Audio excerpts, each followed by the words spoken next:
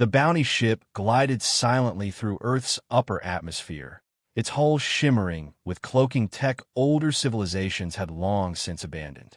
Inside, the crew of the Vriktal reviewed their target. Homo sapiens, male approximately 42 Earth years, military background, classified under Terran military designation Green Beret. Wanted for the murder of 17 off-world operatives and the destruction of a classified holding facility in the Telvo system. The youngest of the crew, Year, blinked nervously at the screen. That's a lot of kills for one primitive, he muttered. Primitive or not, growled Commander Zotal, he's Earthborn. That means unpredictable, violent, stubborn. We proceed with caution. The others laughed. Earth was a backwater planet. Its species had barely broken orbit without killing each other over imaginary lines. Their weapons were outdated, their tactics erratic. It was a miracle they'd survived their own nuclear adolescence. This mission, despite the high bounty, was an insult to a hunter of Zotal's caliber. Still, orders were orders, and the price on this human's head was unmatched. Zotal clicked through a series of reports, biometric data from the destroyed Telvo's facility, internal footage showing blurs of movement, screams, and one final image, a blood-soaked man walking calmly through fire. His eyes, green and cold, stared into the lens before it went black. The commander closed the file. Drop pods ready? Locked in, replied Vexer, the weapons tech. 10-click spread. He's been hiding in what the locals call the Cascades. Cold terrain. Mountains. Dense forest. Zotal stood. We go in quiet. No need for escalation. Surround. Subdue. Extract. Alive. You're looked up. Why alive? Zotal paused. Council wants to study him. Something about Terran neural adaptability. He killed an entire station with no external weapons. They want to know how. The team deployed. 10 pods streaked through the clouds, invisible to primitive radar. They scattered across a snowy ridge, vanishing into the pines like phantoms. Each hunter was armed with neurostunners, plasma blades, and adaptive exoarmor. Nothing short of a high-yield missile could penetrate their gear. Year's boots crunched softly on the frostbitten ground. His visor adjusted to the dim light. Thermal readings flickered. Rodents, birds, nothing bipedal, until a faint pulse appeared to the west. A flicker of movement, then gone. He signaled it. Single heat signature. Moving fast. Not on a path. Zotal answered immediately. Follow but do not engage. Recon only. Year, move carefully. The trees were thicker here. Old-growth pines with roots like grasping fingers. He scanned again. Nothing. Then a sound. A whisper of air. Something behind him. He turned, but saw only the glint of metal on the snow where his drone had landed moments before. It had been dismantled. Silently. No blast, no alarm. Its memory core was missing. Drone down. I'm sending coordinates. No reply. He tapped again. Commander? Silence. Year backed away slowly. That's when he saw it. Hanging from a low branch, just at eye level, his drone's audio unit, still active, looped once. A voice, deep, human, deliberate. Go back to your stars. Year froze. Zotal, now receiving the signal, cursed under his breath. Regroup. Full formation. This is not a passive target. The hunters pulled back, their confidence shaken, but their mission clear. They had technology, numbers, and training. One human couldn't outmatch the most elite hunting team in 3 sectors. But Zotal wasn't convinced anymore. He stared at the frozen readout of those green eyes. Not afraid. Not desperate. Calculating. A predator. And suddenly, the hunter felt the first ripple of doubt. The cold didn't bother him. Not anymore. He'd trained for worse. Months in Siberia, years in jungles, mountains, deserts. His body was just a tool. His mind was the weapon. He crouched beneath a thick canopy, one hand on the frozen ground, eyes fixed on the path they took. The aliens moved like they owned the place, fast, confident, too confident. He watched them through a thermal lens he'd pulled from one of their drones, now reconfigured into a passive scanner. They were sweeping in a pattern. Efficient, but predictable. He remembered the Telvo's facility, what they did to his unit. Promised peace. then turned the debrief into an execution. His team didn't scream long. They weren't the type. He lived because he didn't follow the exit order. Bad feeling. He always listened to those.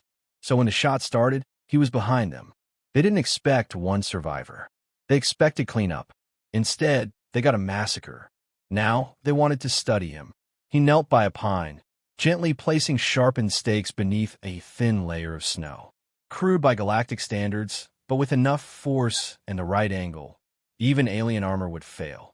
The forest was his domain now. He'd spent months here, long before the bounty. Off-grid, invisible, forgotten. The satellite systems that could have spotted him crashed. He'd seen to that. 3 makeshift EMP bursts, masked as solar interference. Earth's own systems were blind to him. So were theirs. He moved silently between trees, adjusting lines of fishing wire strung with broken alien sensor parts. Each one emitted faint pulses, just enough to mimic movement. Distractions. He didn't need to fight them all. He needed them nervous, uncertain. When enemies second guess, they lose. He caught the first one near dusk. A scout, maybe recon. Light-footed, scanning, unaware. The trap triggered fast. Spring tension from a bent sapling launching a crude spear through its chest. It thrashed once, armor flashing blue, then fell. He was on it in seconds. Knife in hand. The body stopped moving before the second breath. He dragged into a pit, stripped the comms unit, found a neural core, like a synthetic brainstem, still flickering. He tapped into it with an interface rig made from salvage parts. Downloaded patrol patterns, mission hierarchy, and something better, fear indicators. These things weren't emotionless. They had adrenal analogs. Panic could be induced, tracked, exploited. He sent back a message, 5 seconds of audio from their own device. His voice low and cold, "Go home." Then silence. They pulled back. He saw it in their formations, wider spacing, slower movements, more scanning. One of them fired at a shadow. Wasted energy. Wasted nerve. He moved closer. Their lead operator, a larger one with a layered exosuit, barked commands in a rough dialect. The others hesitated before obeying. That was good. Division. Lack of faith. Cracks to wedge open. He waited until dark. Rain began to fall, thin, cold, nearly silent. Perfect cover. He approached their temporary camp perimeter, noting the weaknesses. No overlapping fields. No motion dampeners. They didn't expect a frontal assault. He didn't give them one. Instead, he crept behind a ridge, placed a resonator into a hollow tree. A pulse, tuned to mimic their own biosignals, triggered a reaction. 2 broke formation to investigate. One returned. The other wouldn't. He'd learn. By dawn, he'd taken 2 more. One to a trap, another to a chokehold. Fast, efficient, 0 sound. The remaining crew had started burning parts of the forest to flush him out. Desperation. They'd underestimated him. He wasn't hiding. He was hunting. They were used to sentients who begged, surrendered, ran. Humans didn't run. Not the trained ones. Not the ones who'd been forged in betrayal, carved by war, and then discarded. He had no rank now. No flag. No mission. Just instinct. And right now, instinct said kill or be killed. He smiled as he planted the next trap. 4-pronged spikes shaped from scavenged drone parts, coated with alien resin. Fast enough to pierce exosuits. Deep enough to remind them that Earth was still wild. Still dangerous. Still his. They thought regrouping would give them control again. Better formation, tighter comms, more aggression. But now they were thinking like prey. He could feel it in their pace, in the way they hesitated at tree lines, covered each other at every step. Their gear was still advanced, their tactics sound, but their edge was gone. He'd taken that from them. Fear did that. It crept in and rotted discipline. He was always close, always listening. One of them muttered in their tongue, something about a ghost. Not a soldier, not a man, a ghost in the trees. He let that idea spread. The youngest one, the scout he'd first tracked, was starting to panic. Breathing faster, overcorrecting his aim. He made noise, left signs, amateur mistakes. It wouldn't be long now. He'd already mapped their fallback pattern. Predictable. Every time they pulled out of a failed route, they circled back to higher ground. He mined the ridge earlier with pressure-sensitive charges. Homemade, compact, rigged from their own equipment and a few ounces of stolen Starcore fuel. He didn't need to catch them all, just enough to keep them guessing. By midday, one of them set off a charge. The blast vaporized the lower half of its body. Another tried to drag it clear, walked into a secondary charge. That one lived, but not intact. The screams were short-lived. That part of the plan didn't require finesse. It required terror. He knew how they communicated. Data packets, compressed and fast, relayed through encrypted short bursts. He jammed it with a signal feedback loop every time they tried to coordinate. Left them isolated, uncertain. They stopped trusting their gear. When they stopped trusting each other, it got easier. Their commander tried to adapt. Started cutting through the forest with heavier weaponry, flommers, heat pulses, plasma scatterers, but only made them louder, more visible. The forest fought back too, thick smoke, disorientation, uneven ground. He used it all. One nightfall, he slipped into their perimeter, walked silently past two of them sleeping under partial camouflage fields, took their weapons, disabled their biometrics, and left. They woke up confused, exposed, afraid. One bolted. He didn't chase. The group turned on each other over a perceived betrayal. The infighting gave him a window. He used it to access the remains of their downed drone network, tied their signal relays into his old rig, let them speak freely for 5 minutes. Then he broadcast a single data stream, footage from Telvos. No edits, just the raw feed of him walking through the fire, the way he moved, how their weapons didn't stop him, how their best fell. The silence afterwards said everything. He wasn't hiding anymore. He didn't need to. He stood on high ground that evening, visible. The leader saw him, raised a weapon, hesitated. That second of doubt mattered. He was gone again. Every hunt has a shift. The moment the prey becomes the predator. The smart ones see it coming. Most don't. This group didn't. They were still in denial, trying to apply rules to something outside their playbook. He wasn't following any protocol they recognized. Not an insurgent, not a warlord. Just one man with nothing to lose and a set of skills designed for one purpose. Domination through calculated violence. The human mind, trained under stress, sharpened by betrayal, didn't think in patterns they could decode. That was the real weapon. Not the traps, not the gear, just the mind behind it. By the time their numbers dropped to 3, they stopped sleeping.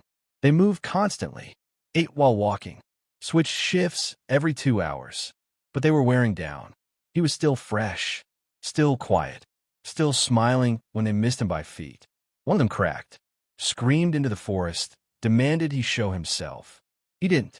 Instead, he threw a voice clip from the other side of the ridge. "You're not hunters. You're meat." That broke the last bit of unity they had. He watched from above as the scout tried to run. The commander stopped him. Barely. They were done.